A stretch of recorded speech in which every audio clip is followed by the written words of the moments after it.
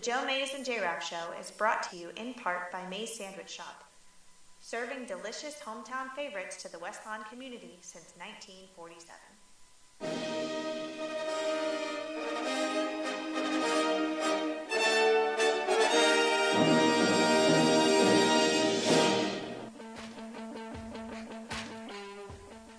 You are listening to the Joe Mays and J-Raff Show, bringing you the latest news and commentary on baseball.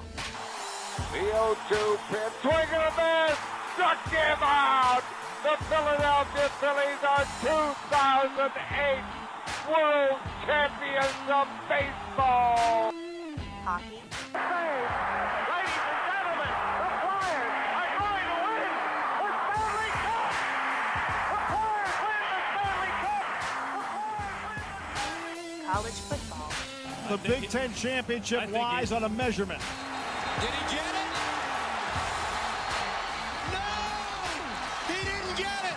Penn State holds! They brought back the fun, they brought back the excitement, and now they've brought back a Big Ten championship.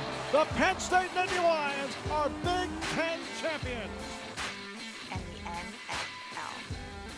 He's in! Patriots win the Super Bowl! Brady has his fifth! What a comeback! Now, here are your hosts, Joe Mays and Justin Raffoff.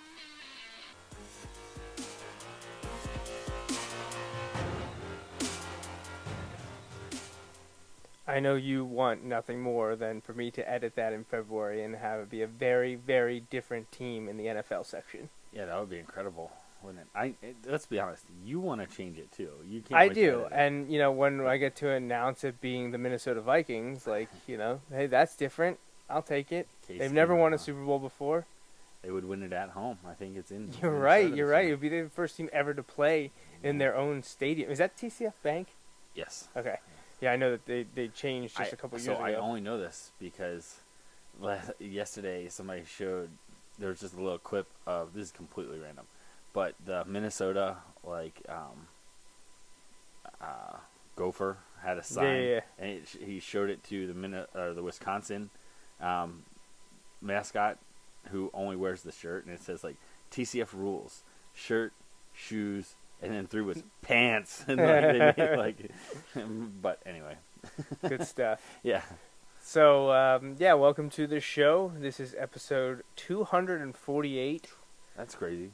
Yeah, it is crazy, and we'll talk a little bit about the schedule over the next few months here. But the Bulldog Hour is over. The Wilson High School football season wrapped last weekend, and Justin and I are now back to this show full time every Sunday night talking about the NFL, and then we'll take some time off when the Super Bowl wraps up because honestly, August through January is pretty crazy when it comes to doing this show and all the other extracurricular stuff on top of the day job and the family. Well, and that's the thing, especially for Bulldog Hour show, that is basically all Friday afternoon, evening, night, and then usually requires some time on Saturday that would be sleep and or any other thing, for you, and then Sunday night is the show, right. So that's a big undertaking. Yeah.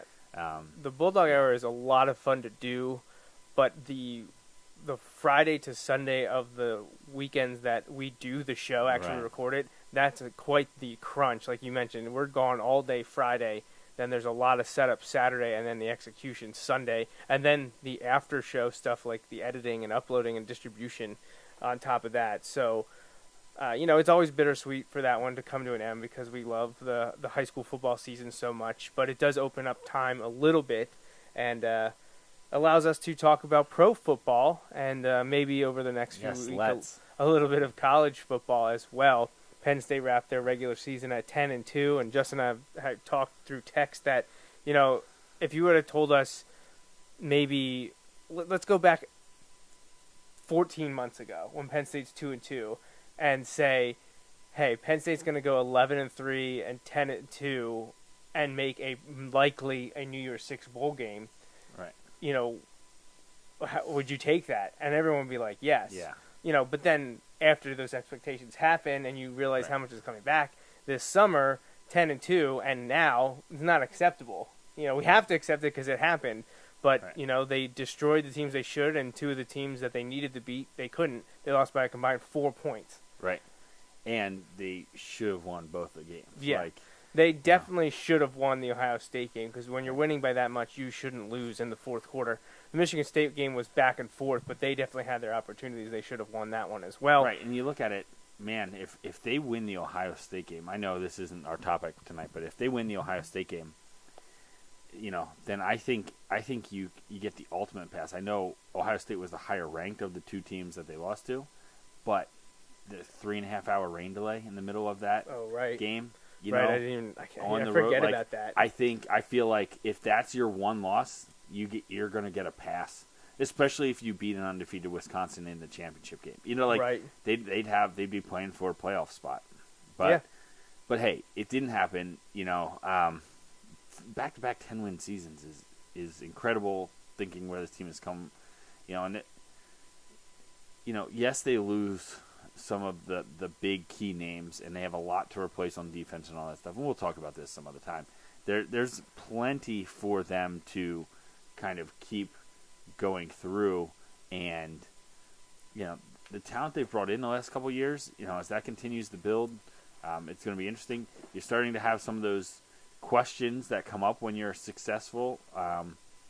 Like when you have the chance to have a 3-year starter potentially at quarterback, that leads to interesting questions because the backup, generally that's just not the way rotations work in college. You put in a year or two and then you get the start for a year or two. So Tommy Stevens, what's going to happen with him?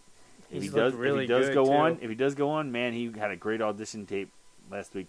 I know there's some people that would like to see him beat McSorley, or be given the job. I don't know that that's going to happen. I don't think you either. can take it away from him. Right. What has he done? And you look at it, man. The backup quarterback's always one of the most popular players on the team. Right.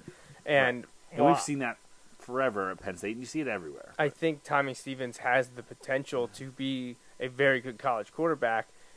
He's being utilized as a weapon right now, which they need to keep doing this season. And if he's back next year, even better, because then he's in line to be a very experienced, although not in the starting capacity, as a senior in 2019. And this is the year they have to keep him. If he stays next year, he's staying for a senior year. Yeah, why would you leave before when you're going to be given the job? Right. And so it's interesting. I know I've read that Franklin's putting the pitch on to him, saying, look at all the guys who have stayed. Not just Penn State, but other places who have stayed and then made the most of that year, in the system, in those things, all this stuff. Right. I think it's also going to be interesting if Joe Moorhead leaves. If Joe Moorhead leaves, does Tommy transfer where he goes? Right. That would be interesting. Yeah, it would be interesting. And for Penn State's sake, hopefully he decides that before recruiting comes around, because there could be quarterbacks, saying, well, we don't want to go to Penn State if there's not a chance to start in the future, because there's a lot of guys. There's a lot of guys at Penn State now that McSorley, Stevens, I know Jake Zembeck is there. Yep. And you have four star guys hoping to play. You get the issue. Michigan, Wilton Spate leaving. He was there. O'Korn had transferred in, was competing for the job. Peters or whoever it is was there and won the job kind of by default halfway through the season. So anyway, plenty of Penn State stuff to talk about. I'm sure we'll get to that on future shows. But another great season, 10-2. It is a little bittersweet because they were so close to being so much better than 10-2. But you know what? It happens. They didn't. It's the way it happens. They didn't play the way they needed to get there. So in crunch time, the only time they came out on top was Iowa. Right. They weren't able to do it against Ohio State and Michigan State. And the Ohio State one, I mean, I'm thrilled about the Iowa outcome because when has Penn State done that in the past? Not that often. But the Ohio State one is so frustrating, just like the USC game last year. Penn State should have won both those games. Yep. High profile in prestigious stadiums. The top venues in college football. Won a bowl game, the granddaddy of them all. A rivalry game that people didn't expect you to win. Can you imagine, people are still high on where Penn State football is right now. Can you imagine if they win those two games? Well, they're number one. I mean, Yeah. I know Well, to how be the honest, dominoes play out right, after that. right. Who But knows? To be honest, if they win that Ohio State game, they win that Michigan State game. You think? Yeah, absolutely, 100%. Yeah. But Well, let's move on to less disappointing things. Talking about a 10-2 team going to it can't get much better than that unless you're an Eagles fan, Right. maybe, which I'm not. So who cares? So let's talk about the Thanksgiving games first before we get to the Eagles. So 3 games on Thanksgiving, as has been the case now for Which close is to a decade, I think. just wonderful. Yeah, it is just great. adds to Thanksgiving being the best holiday. 12:30, 4:30, 8:30. The unofficial kickoff to the holiday season. Lions, Cowboys hosting as usual, and then the night game gives the opportunity for other teams to do so. We got a good matchup in the early game, Minnesota at Detroit. Yeah, great game. A matchup that was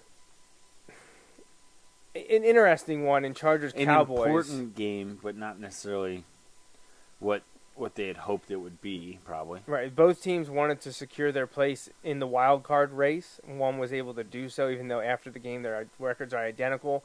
One team is trending upward and the other is going down. And finally, the night game, Giants at Redskins.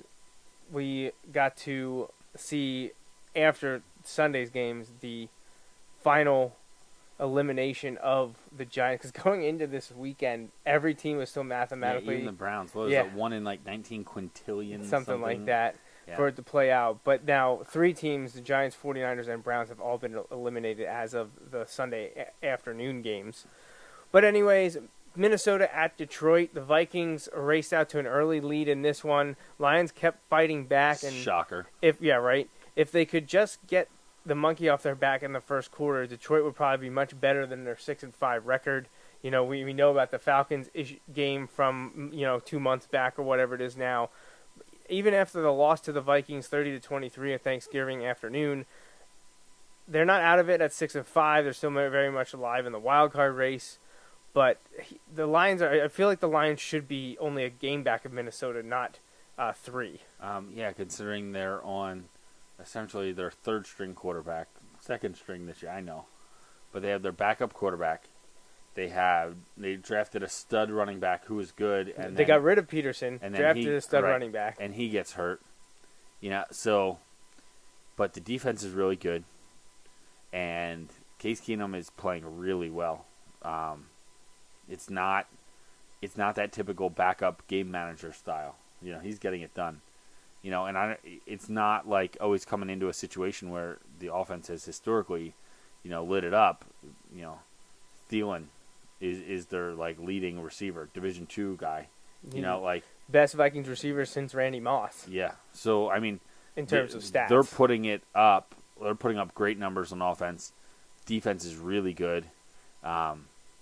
Yeah, I know there's plenty of talk. The Vikings are at 9-2. Lions are in second place in that division, I believe. And the Packers, don't have Aaron Rodgers, so it's basically they're playing Vikings. the Steelers now. Right, it's Vikings Lions, basically for this division, and it's Vikings are close to clinching, I would think. There's 5 games to go. They have a 3-game lead on Detroit. and essentially plus 3.5 game right. lead. Did they play them twice? Is it the second don't time know. they played them? I don't know. Let's quick check that. Let's check the Vikings schedule since they are the NFC North leaders. They lost to Detroit. Okay, on so they October split. 1st. So they have a 3-game lead with 5 to go. Correct. Whew. So Yeah, they and win. let's see who they play. They At play. it- So at Atlanta, at Carolina. Host Cincinnati, go to Green Bay, host Chicago. So actually, the two division they're- games at the end are the easier games. Right, Not so- that Cincinnati So, should be too right, tough either. but at it's Atlanta. U.S. Bank Stadium. Oh, okay. I said TCF. U.S. Bank Stadium. That's all right. We'll go Yeah. with TCF. That's what we're going to stick with. Is TCF where University of Minnesota plays? It probably is where they played before, and that would make sense because that's where the Minnesota-Wisconsin game would have been. Yes. But anyway, yeah, at Atlanta, at Carolina, that could be interesting the next couple weeks on the road for both of those. However, it'll be interesting as they come down the stretch here. To see how things play out. They're at 9-2 very easily. Let's say they split the next 2 games, which honestly they could win both. But let's just say they split because they're on the road for both of those. That gets them to 10-3, and then they could, I don't want to say easily, but very realistically win their last 3. They could be 13-3. 13-3. That'd be huge for them, and yeah. especially when their 2 losses are to Detroit, right, and New Orleans. Now that was the first game of the season, right? Which everybody's like, "Oh man, that wasn't a bad loss." Now it's not a bad win anymore. I mean, it looked bad because New Orleans started 0-2, and now until today they had won 8 in a row. But Minnesota has some good wins, like we mentioned. The Saints, they lost to Pittsburgh. That's I said New Orleans. That was a their Thursday second night game, though, I believe, right? I think it was. Either they go Monday. No. There's a 6-day turnaround there, though. Oh, they played Monday, Sunday. Okay, they played Monday night, Sunday, I think. Yeah, I'm trying to think. Oh, the Pittsburgh played Tennessee on the Thursday. Yeah, just last week. Yeah. Beat Baltimore. Was Rodgers still active for this? Is this when he got hurt? I think that's when he got hurt. Okay, so yeah, they beat Baltimore, beat Cleveland, beat Washington. See, the Rams win last week was a big one, yes, and then beating that's Detroit this week. Yeah, we'll know who they are the next 2 weeks. You know, Atlanta, they've been winning the games they've got to win, and beating some good teams as well. If they can at least split the next 2 against the NFC South, I mean, if they go 2-0, look out. Yeah. They could be looking at 14 wins. They could, because they'd be favored against Cincinnati, Green Bay, and Chicago based on how those 3 teams are playing. At Atlanta, at Carolina, very big for the Vikings the next 2 weeks. So the late afternoon or early evening game featured the LA Chargers going to Dallas, and, well, it was more putrid offensive effort from the Cowboys without Ezekiel Elliott. Dak Prescott has not been the same without Zeke. No.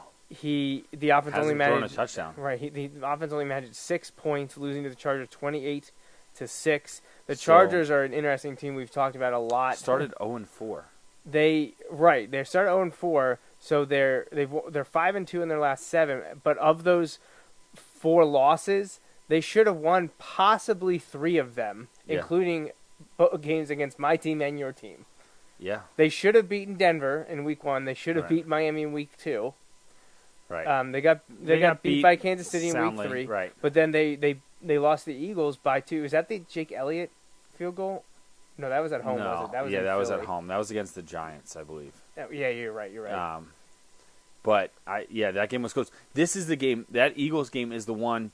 First of all, they were like 2/3 of the crowd were Eagles fans out there. But that's the game where they punted it back to the Eagles with 6.5 minutes, and the Eagles ran 6.5 minutes off the clock.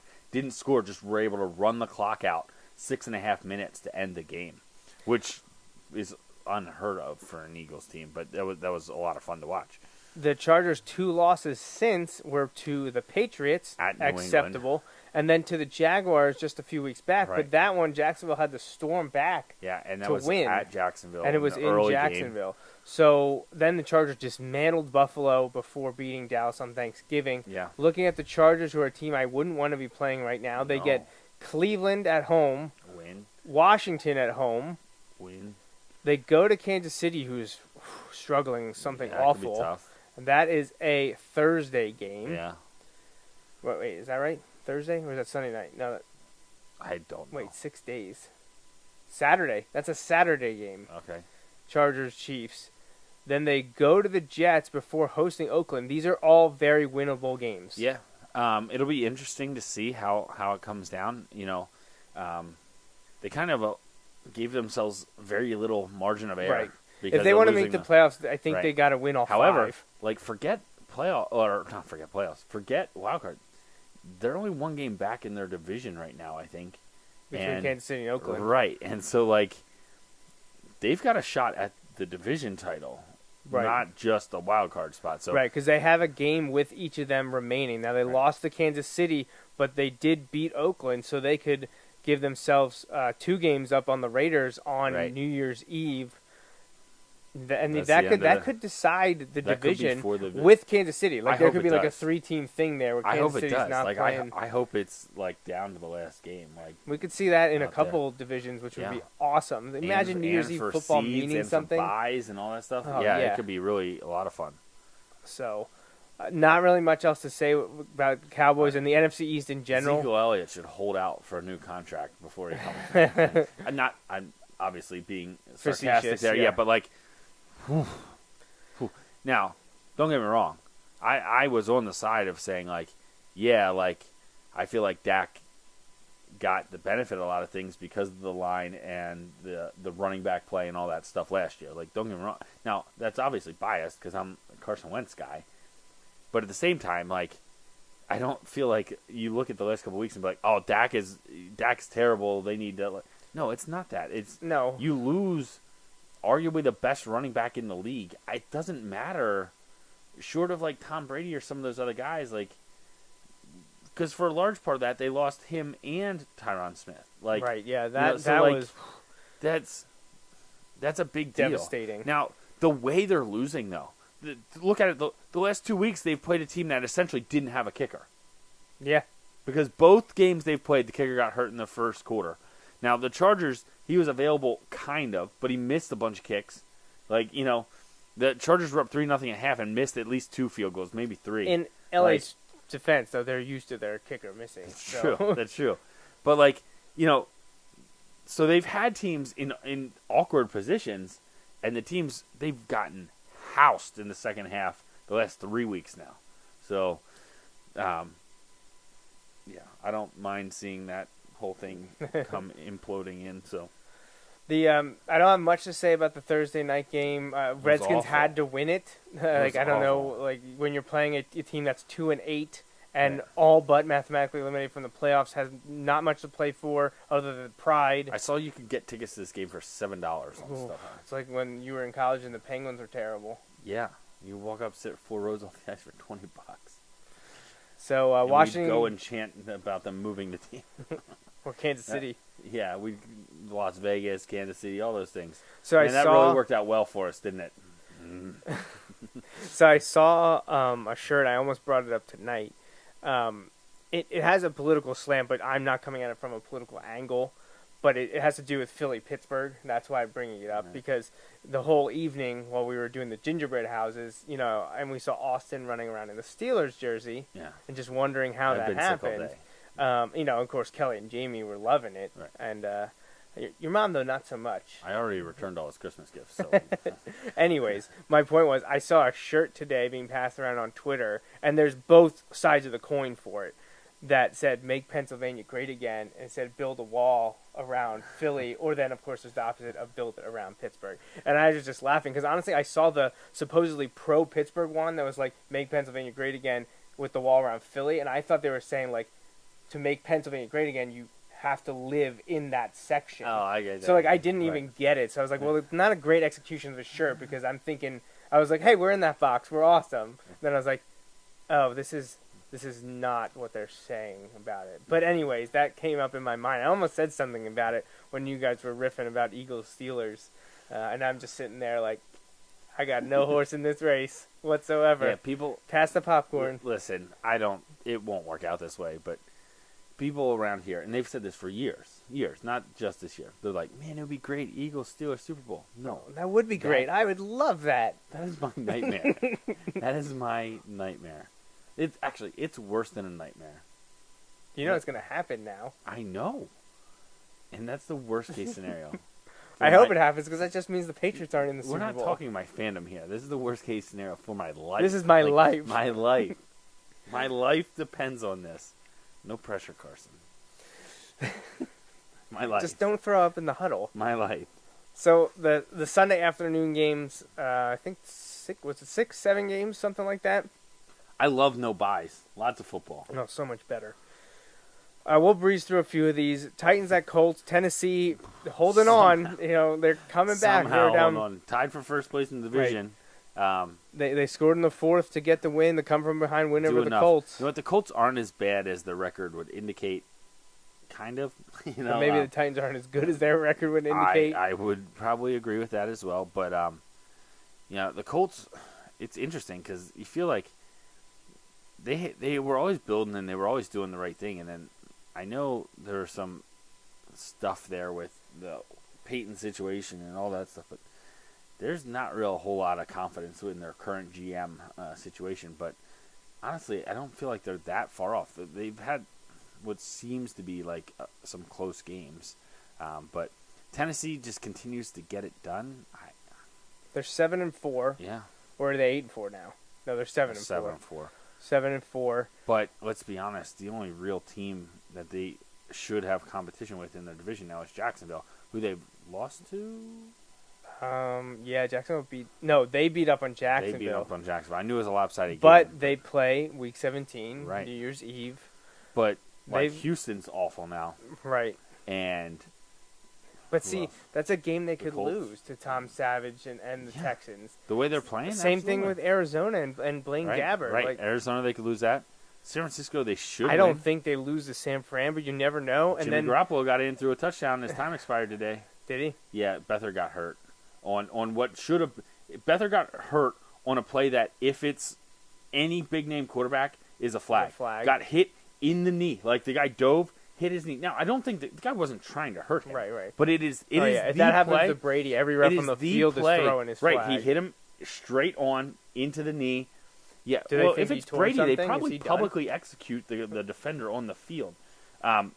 He was down for a while. I think he did walk off, but they brought in Garoppolo with like a minute left, and he threw a touchdown. But so that might be starting there. Interesting. But then the Titans now they do host both the Yeah, you can't do that. Why NFL. would you do that? Like that makes just no abbreviated sense. LA. It's the Rams. Ooh, So that could be a big game. Host the Rams on Christmas Eve and host the Jaguars on New Year's Eve. So yeah, that's a big. Those are big games. Tennessee has to win their next 3. Yep. If they win their next 3, they're 10-4. Yeah. And probably with one win, guaranteed at least a wild card berth. Oh yeah. If not the division, just depends on what Jaguars team decides to show up. We'll get to that in a little bit. So yeah, Titans get the win. Wasn't pretty, but they got it done. Philadelphia all over the Bears, who were awful today, especially on offense. Was it at halftime or after the? At half. Yeah, no first downs and like 34 total yards. Yeah. Yeah, it was. The Bears were really bad. And the Bears had like the number 5 rushing offense with Jordan Howard, Tariq Cohen. Not today. They couldn't do anything. Can you pull up those stats real quick? Yeah. Like just see what some of these, like the team comparison one or whatever. I don't even know if they have that. They usually Trubisky ended up throwing for 147. But he was also their leading rusher with 12 yards. Jordan Howard had 6. He only had 7 carries for 6 yards. Yeah, less than a yard average, and he was lighting it up coming in. Yeah, the Eagles were able to get it done today. But honestly, watching and listening to the game, it wasn't. The Eagles were still far from clicking on all cylinders today. It wasn't that great. They had some turnovers. They had, just some bonehead play kind of things. But you know what? That kind of happens when you come out. They got the opening kickoff. They didn't score on the opening kickoff, but they scored on the next one. My question not here, the kickoff, but like next possession. I mean, but yeah. My question here is the Aguilar touchdown. Yes. Now he had one receiving, correct? Yes. And he also had the recovery. Yes. What is that classified as? Is that a rushing touchdown? I think it's rushing because I think it's a rushing play. But if it was a passing play and he recovered the fumble, would it still be? Would it be it wouldn't be a passing touchdown? No, I think it becomes a rushing. Okay, that's what I was just. Right. I just didn't understand. I don't know that for sure. Yeah, right here, the fourth quarter. That was their final touchdown. Was Aguilar's fumble recovery, which benefited us because we played him. Yes. Just a hustle play. I know there's some rumors that your boy Jay is unhappy because he only got 5 carries today. Well, hey, I told you that when he left Miami. That was part of the deal, and they know that. He wasn't complaining last week. He also when fumbled. He got the majority of it. Right, he had a big carry and he fumbled into the end zone, and Aguilar recovered it. So, I don't know. Blunt did too. To be fair, he ran at 40-some yards, but the combination of Blunt, Ajayi, and Clement is working really well right now. I was really excited when they got Corey Clement as an undrafted yeah, we free talked agent. about it on the show. Yeah, I was really pumped, and he is really working out. And he's not getting the press, and I get it. There are other guys who have put up flashier numbers and stuff, but Clement, he has a number of touchdowns this year receiving, and he has some rushing and stuff like that. He's not going to be offensive rookie of the year. I'm not saying he should be, but he should be in the conversation. As crazy as that is, because his contributions to this team, because he's splitting it 3 ways, and if you add Kenyon Barner and if you add, Sproles early in the season, I get that there's going to be a lot of other stuff going on there, but essentially, Corey Clement is having a great season. So keep it going, and we'll see. The Eagles have plenty to work on, and they've got a stretch coming up. I know they go to Seattle. They go from Seattle to L.A. to play the Rams.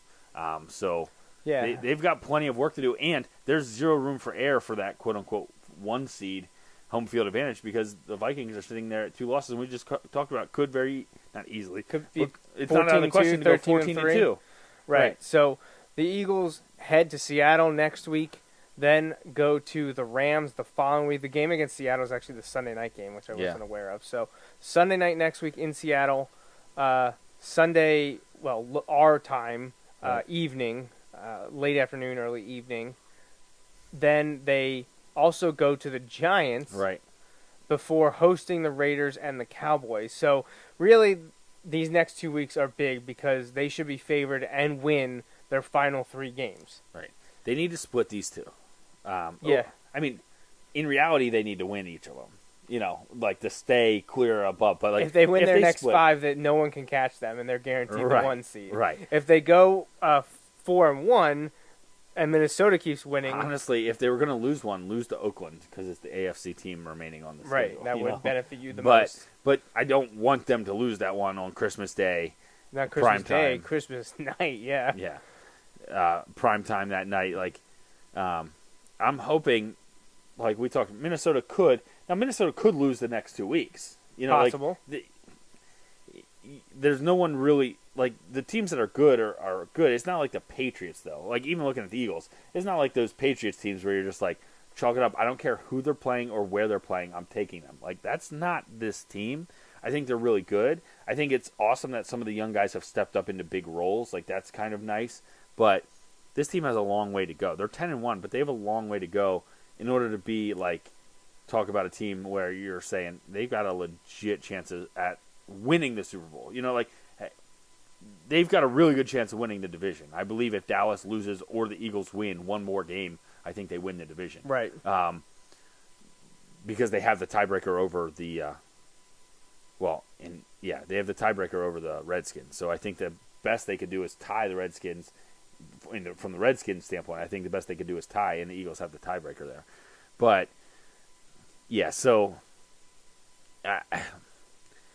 I like what I see. I'm cautiously optimistic. It's exciting. It's fun. But they still have plenty of work to do. I'll say this because it's part of just what we're doing here. But it's funny how after week 2, some people, specifically Colin Cowherd, was ripping Philadelphia, the city, and fans for running Andy Reid out of town, saying basically Andy Reid could do no wrong. Philly didn't know how great they had it. And I agree with that to some point. There are some people who don't appreciate what Andy did in Philly. But, he was there forever. Sometimes it's just time to move on. Sometimes. That's just the way it is. And how stupid to hire Doug Peterson was and all this stuff. And you know what? I understand what he was trying to say, I think, but he went so far. It's it doesn't look so bad now. That Kansas City has tanked, right? And started off the highest team in football. 1-5 in and their are now last 6. and are now awful. And the Eagles are sitting there at 10-1. Yeah. I'm not saying that this one instance justifies the exact opposite of the hyperbole that was being on the other side. It's just relax. It's not that extreme. Well, you're talking to Colin Cowherd here. I mean, it's almost as bad as Mike Francesa. Right. But not as bad as Skip Bayless. All 3 of them can just go into a hole somewhere and just blow a lot of hot air. Let's run through a few of these games quickly. Panthers at Jets. Carolina needed this one just because the Jets haven't been playing very well, aren't a great football team, and Carolina needed to keep pace and try to catch up with the Saints. So they got it done. They nearly doubled their point total in the fourth quarter alone. Yeah. It was 18-17 entering the fourth quarter, and then Carolina scored 17, the Jets 10 for the 35-27 victory. Carolina, I believe, if they don't play Atlanta this week, they play Atlanta the next week. Well, they don't because Minnesota goes to Atlanta, don't they? Or something like that. Yeah, they're at New Orleans.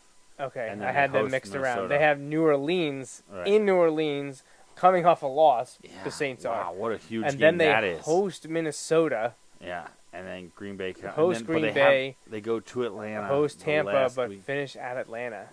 So Man, there's some potentially big games. So are they 7-4 right now? No, they're 8-3. 8-3, And I right. still think they win too. So I think they're at least 10-6, if not 11-5. And this is an 8-3 team that the Eagles have the tiebreaker over because they beat them. right. So, That was when people started to believe in Philadelphia. right. I believe went on week Thursday 6. night and won that game. Yep, 28-23. So it looks like Carolina to me is probably a wild card team behind the Saints. Could be 5th or 6th depending on what Atlanta does and the other NFC teams. But I think they're probably a 10, maybe 11 win team. Yeah. All right, my Dolphins got embarrassed in New England, I believe, for the 9th straight time, 35-17. Even with the 35 points, New England didn't look great at times. They had some issues on offense. Brady threw a bad interception, but Miami offense just couldn't do much, and the Dolphins defense at times looked horrible Okay, against so Gronkowski. What do you do if you're the Dolphins when it comes to the quarterback position? Do you stick with I'm Tannehill? I'm going with Tannehill Okay. next year. I think so you it's go with Tannehill. too much to throw No, in I the understand. towel for him. And Cutler obviously was a 1-year thing. That's going to be done. Yeah. I don't know that you would know this off the top of your head. Do you bring Matt Moore back as the backup? Do you draft a guy maybe 6th, 7th round, 5, 6, Yeah. 7? You know, I know there's other needs, but yeah, it's unfortunate because they have some playmakers. they're just too but- inconsistent. right. Yeah, well, I mean, I think that they signaled a potential for a soft rebuild, if you want to call it that, Right. by getting rid of Ajayi. But that was The just tough something thing- the they tough didn't thing want in is the gonna locker be- room. If it's going, like, if it goes well and there's progress with Tannehill next year, then I think there's a lot of excitement and you're heading in the right direction, obviously, and that could be really good.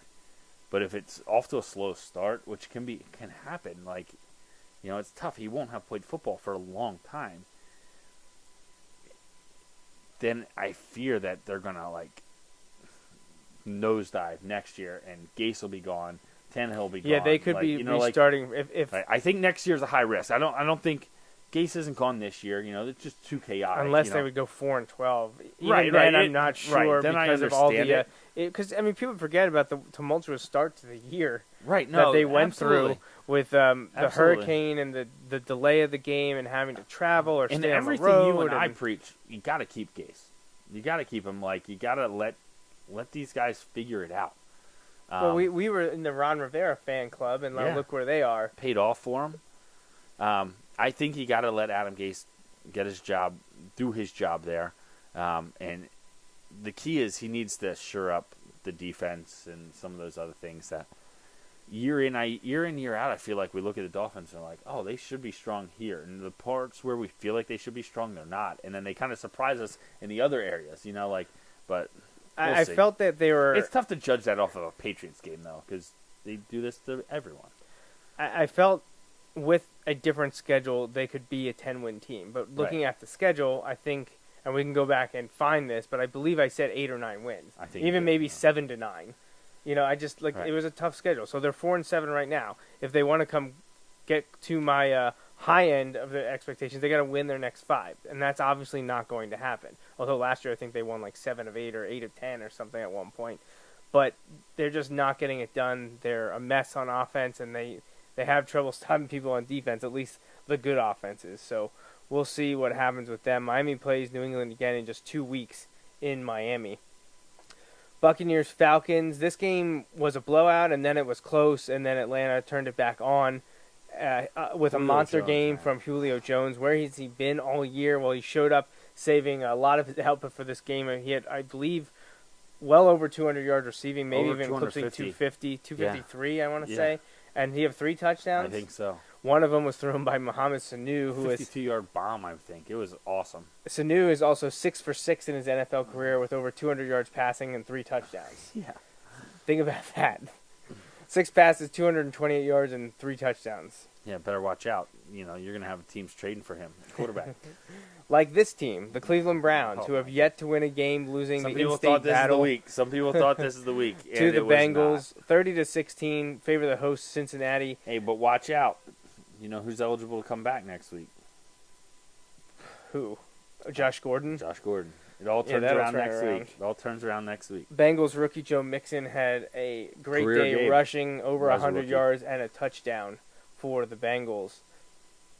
Buffalo and Kansas City, in Kansas City too. Yeah. The Chiefs Kansas City lose offense is nowhere to be found. 5th of their last 6. They have now just a 1-game lead over the Raiders and Chargers in the AFC West. The Chiefs are at one time were thought to be the cream of the AFC. Yeah. And they went a into New England surefire week top 1 and 2. beat New England. Top 2 team and have fallen apart. Not really sure what's wrong out there. I mean, obviously, then scoring points. Yeah, the first 4 weeks of the season, man, like everybody's talking to Alex. They're averaging like 40 They're points like, a game. Alex Smith is not giving this away. Like, he is going to make this really hard on Andy Reid and the Chiefs. No, he's not. Like, Patrick Mahomes, it is soon going to be your turn, buddy. They didn't score a touchdown last week. They scored 1 this week. Right. Against the Bills team that just gave up 50-some points a couple weeks ago. Right. I think they've given up close to 100 in their last 2 games. And now they just, it's getting bad. And what the problem is, Alex Smith, it's not like he's just not doing well offensively. He's making mistakes that are killing them. He's throwing picks that are killing them. And it's just, he did it last week. He did it again this week. That's man, you live with those mistakes when the guy's getting you 3 touchdowns, 4 touchdowns. You have a guy who throws 4 touchdowns, 2 picks. You hate the picks, but hey, he got his 4 touchdowns. When you might get 1 touchdown and he throws 1 or 2 picks, yeah, sorry. We're playing the guy we moved up in the first round to pick. Yeah, Patrick Mahomes, it's soon your turn. I know he doesn't know the stuff yet, but how long is Kansas City going to wait? And I know they're going to ride this season out with Alex Smith. That's the way it's going to be. And I'm not saying it shouldn't be, but there's zero question to me now, unless Kansas City just flips the switch and turns it right back on. There's no question that Alex Smith is absolutely gone this year. I know that was the most likely outcome anyway, but I was in my head. I was like, I don't know, man. Like, no, he's gone this year. He'll be looking for a new job next year, and he'll get the place somewhere because he's good enough, kind of, just not right now, not on this team. The Chiefs. But it also happens when all your wide receivers are running backs, a la every Andy Reid team ever, right? Right. Except when they got T.O. 1 year. And what they do that 1 year? 1 and a partial. Went to the Super Bowl. The Chiefs have scored, in the first 5 weeks when they started 5-0, they scored 42, 27, 24, 29, 42. And then the week that we saw coming, because it shouldn't be a surprise, they lost to Pittsburgh and only scored 13 points. Since then, their only victory has been at home against the Broncos. They lost to, like we mentioned, Pittsburgh in Week 6. That 1-point loss to the Raiders on Thursday night in that controversial finish. Then they beat Denver, but then lost to the Cowboys, had their bye, lost to the Giants. Didn't score a touchdown. Didn't score a touchdown, and then just lost to the Bills today. So Kansas City's rest of the year. And Bills are staying alive. Why they benched Tyrod Taylor last week? That was and weird. that one game. They may miss the playoffs by 1 game, and they benched Tyrod so Taylor. Weird. Oh, my gosh. Now, good thing they said for... Bills players were furious. Well, was that a over. coach decision, or was that coming from The management? coach made the decision, but you know how that goes. The coach is the one that's going to take the fall, and he can't blame the guys up above because then they'll fire him for that. You know, like, so. The good thing for the Chiefs is they have 5 winnable games left. They have to beat the Jets this week in New York. Then they got 3 home games, all 3 against the AFC, 2 of which come to division rivals. Right, and they're both coming to Kansas City. All of them are coming to Kansas City. Oakland, the Chargers, and the Dolphins on Christmas Eve. Yeah. They need to win those 4 games, and then they finish with Denver. Now it's in Denver, but still, Kansas City is the better team. And Denver, by that point in the season, they could be a dumpster they'll be fire. looking to get it. Those guys are going to be looking to be done and get to their New Year's Eve party. Absolutely. So, if Kansas City wants to win that division, they have that opportunity because they play 2 teams chasing them, and they play 3 other teams that are average at best. Right, they're not out of the question, but man, they look like the best team in football, and now they don't even look like the best team in their division. Seahawks 49ers, another exactly what you'd expect. Yeah, another yawner. Seattle put up 24 points, but they needed to score 10 in the fourth quarter to put it away. You mentioned that Bethard got injured. Garoppolo came in and threw a touchdown. The Seahawks offense is still so inconsistent, right. So slow to do anything. You know, with some of the names they have there, you'd think they'd be able to do something, but I'm really interested don't. to see if the Eagles can go out there and win, because you're going to hear all this talk this week about the Eagles. You know, the Eagles may be favored going out there to Seattle, but being a favorite, Seattle's not a home underdog very often, so I don't know that that'll happen. Yeah. Like I said, in my mind, if the Eagles need to win either at the Seahawks or at the Rams. Honestly, to me, at the Rams is tougher than at the Seahawks. I agree. In terms of the team, I would agree with that. In my head, we talked about this a couple weeks ago, though. That stadium could have 50,000 Eagles fans in L.A. Like, that could be a road game for the Rams. I know it was pretty full today, and that could be, they could be turning the table there. Take a look at Seattle's Final 5. Yeah. Hosting Philly, traveling to Jacksonville, hosting the Rams, going to Dallas, and then hosting the Cardinals. Honestly, their 2 easiest are the last 2, but I don't know what to say about Seattle going to Dallas. Right. That's a tough one. Is because that the game Zeke's back, or is that... so how many has he missed? Has he missed 2? 2. So 3, 4, 5... No, that'll be the last game without Zeke, right? He missed these 2, right? Was the Eagles game the first one he missed? Or was the Atlanta game the first one he missed? He missed the Atlanta one, I think. No, then he would be back for Seattle. Then I think he'll be back. So then he missed right. 3. No, he played against... Yeah, he played against Kansas City, but I don't think he played against Atlanta. No, he didn't, because they only scored 7 points. And then they scored it early, too, and then they gave up 27 in a row. Right. Yeah, so... yeah, he'll be back. So he will be back.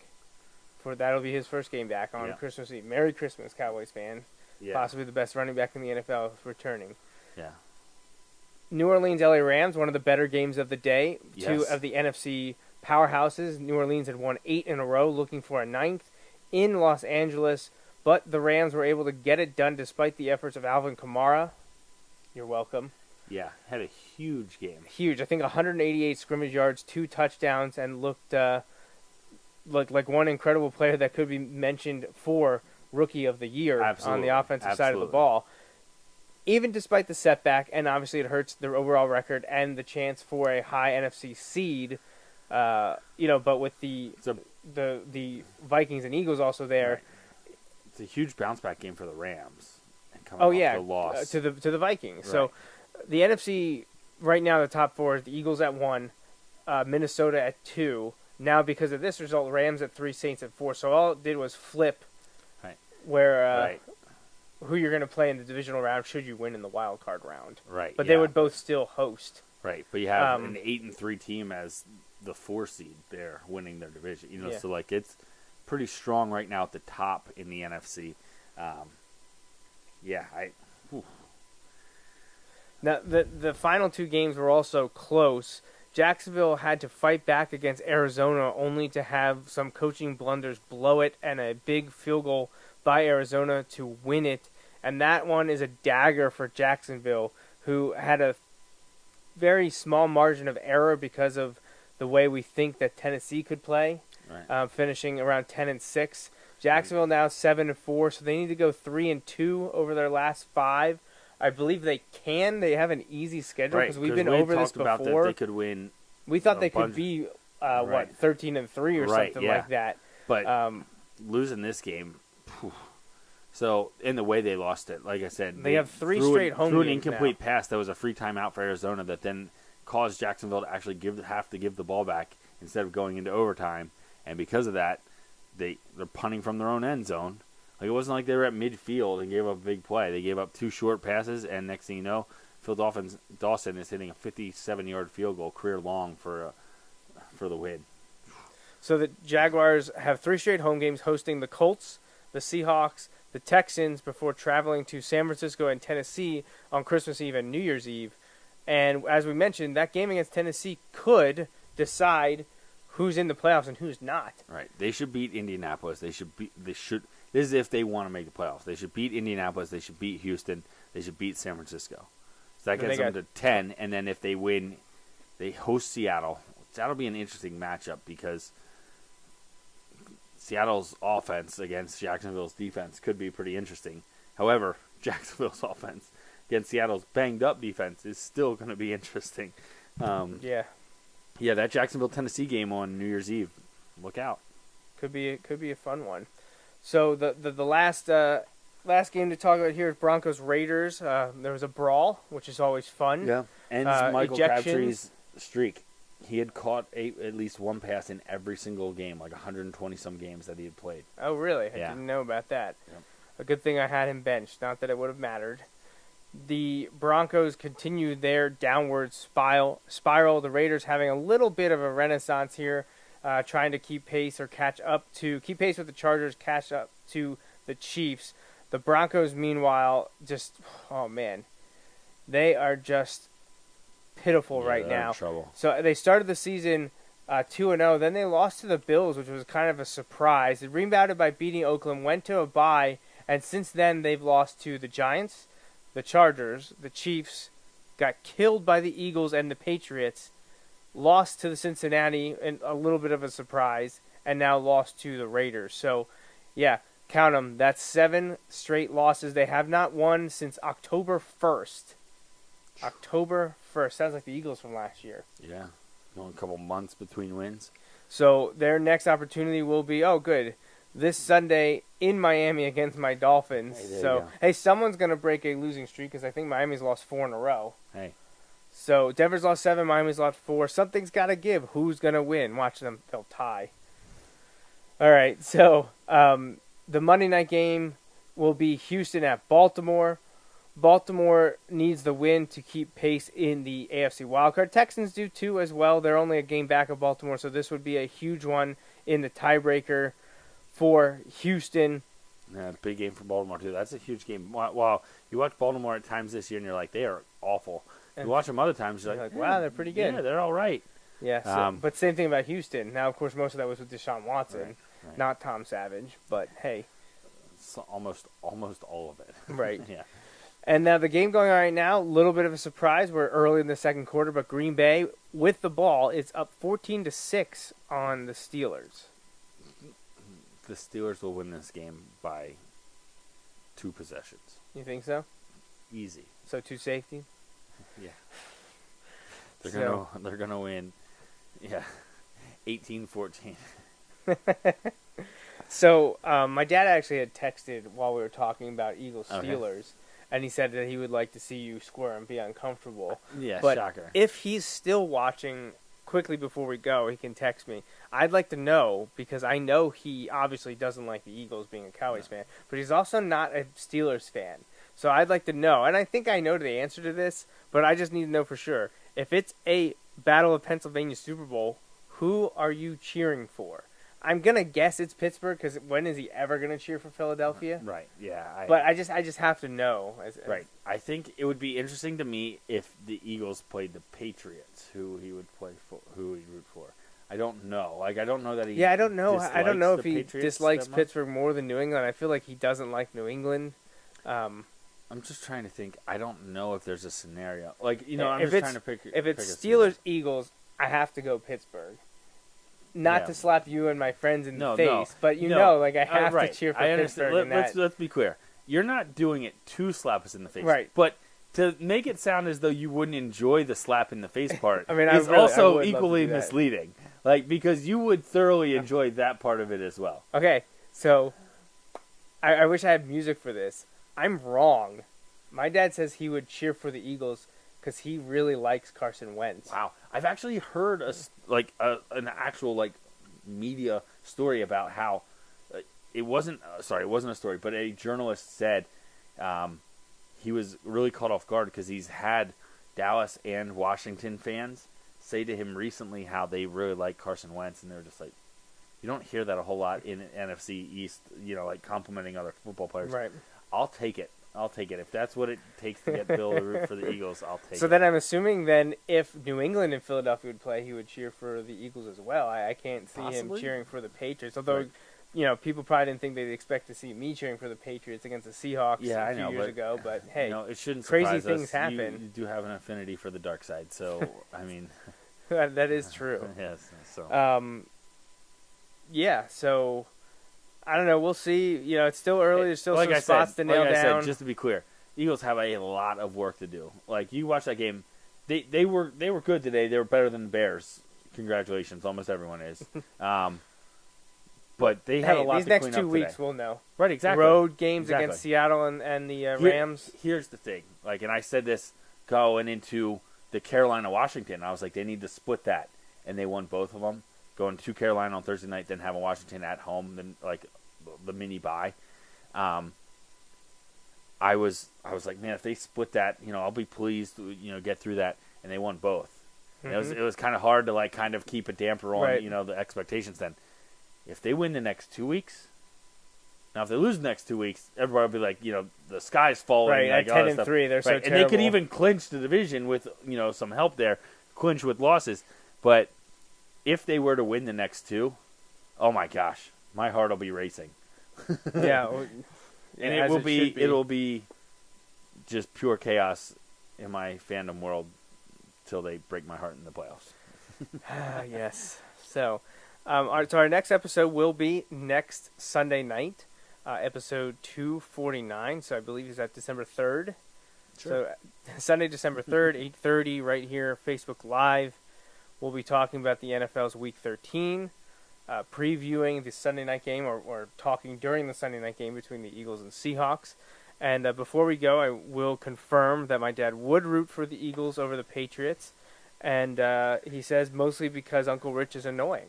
Well, they're actually so super annoying. I may be embellishing that a little bit, but so it looks like despite the Eagles-Cowboys history and rivalry, one player can turn an enemy of an enemy. True.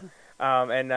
I always knew that he wasn't a fan of Pittsburgh or New England, but to hear a Cowboys fan saying they'll root for the Eagles is something. But like I said, I rooted for the Patriots against the Seahawks a few years ago, and that's really an in the moment type of thing. I don't know that I can ever get over that. If the Steelers play the Eagles, I have to go for Pittsburgh. But if the Patriots play the Eagles, I do not need to root for the Patriots. So all on board. All right. Because obviously my Dolphins are going to do nothing this year. So if I could see a Steelers Eagles or Patriots Eagles Super Bowl, that would make me happy. I would like to see that. So I don't know that I can handle it. The Steelers one I know for sure, but that is my nightmare. Patriots Eagles 12, 13 years later. Yeah, here's the thing: if the Eagles win, if the Eagles not even this year, if they were to ever win a Super Bowl against the Steelers, I couldn't even fully enjoy it. Because you couldn't celebrate it because there'd be too many people upset. No. Because I'd get in too much trouble for fully celebrating it. Hey, you only live once. The Eagles have never won a Super Bowl. I think you've earned that right. Yeah. Because it's not like the Steelers have won 6 or anything. They've got plenty of work to do. So let's work on winning at Seattle. Let's win the week. Let's go undefeated this week. Seattle. That's right. So get more from us at jmnjrradio.com. Make sure you follow us on Twitter. Shout outs. Well, happy belated Thanksgiving. We didn't mention that. Yeah. So shout outs for I know you have something to say for that was yesterday. Yeah.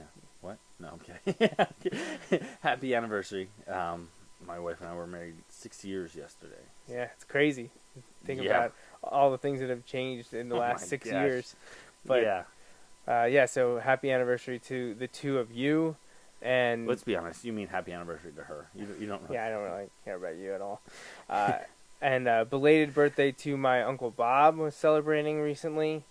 And I can't think off the top of my head. I'm sure if I don't write these down, I always forget them. So I apologize if I'm forgetting wishing you a belated or an early birthday. But anything else? Any other shout-outs or anything to add? I think we're good. All right.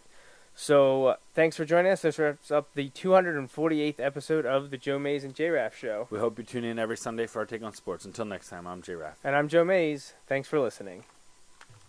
Thanks for listening to the Joe Mays and J-Raff Show. Tune in every Sunday for the latest sports discussions from Joe and Justin. Each episode is available live on Facebook Live and can be downloaded or streamed on iTunes and SoundCloud. You can interact with Joe and Justin on Facebook and Twitter, and stay up to date with the guys at joemaysandjraff.com. The Joe Mays and J-Raff Show is part of the JMNJR Radio Network. For more info, visit jmnjrradio.com.